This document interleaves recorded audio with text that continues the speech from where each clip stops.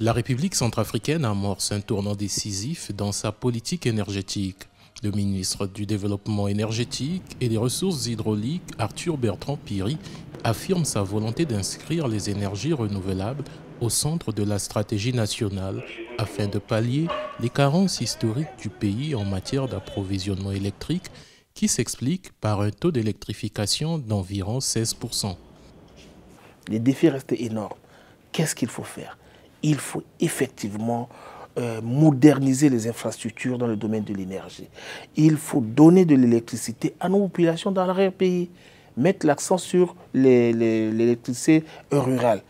Aujourd'hui, nous avons l'énergie verte, c'est-à-dire le solaire et l'hydro qui représentent à peu près 70% de production d'électricité dans notre pays. Depuis 2016, plusieurs projets ont été initiés, marquant une rupture progressive avec la dépendance quasi exclusive aux groupes thermiques et aux vieux barrages hydroélectriques de Boali en service. Le projet phare de cette ambition est sans conteste la centrale solaire de Danzi, inaugurée en novembre 2023 par le président de la République, Faustin-Archange Touadéra. Avec ses 25 MW de capacité installée, elle détient le statut de la plus grande centrale solaire d'Afrique centrale à ce jour. Ce projet, fruit d'une coopération entre la Centrafrique, des partenaires techniques internationaux et des bailleurs institutionnels, s'inscrit dans une dynamique de renforcement du mix énergétique national. Le défi aujourd'hui, c'est la demande qu'on doit satisfaire. Pour le moment, la demande de la ville de Bangui est estimée aujourd'hui à 200 MW. Aujourd'hui, notre capacité installée tourne autour de 73 MW installés. Donc en termes de déficit, on a au moins 130 MW à apporter sur le système interconnecté.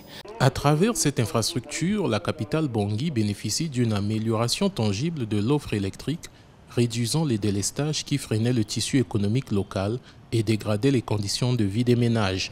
Toutefois, dans les zones rurales, le taux d'électrification demeure très faible, soit 2% seulement. Au-delà de Danzi, d'autres initiatives sont en gestation.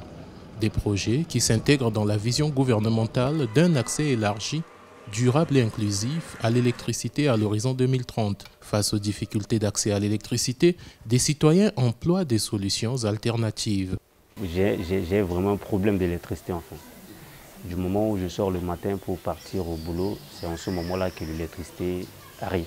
Je ne profite pas de cette énergie en fait. La seule solution que moi j'ai trouvée, c'est d'avoir une batterie et un panneau solaire pour pallier avec ces fléaux. Il y a encore de nombreux défis à relever face à des infrastructures vétustes et des financements limités. Pourtant, l'exemple de Danzi prouve que la République centrafricaine est capable d'amorcer une transition énergétique crédible afin de répondre aux besoins des communautés rurales. De tels projets et la modernisation du réseau visent à faire passer l'accès à l'électricité à près de 50% de la population à l'horizon 2030.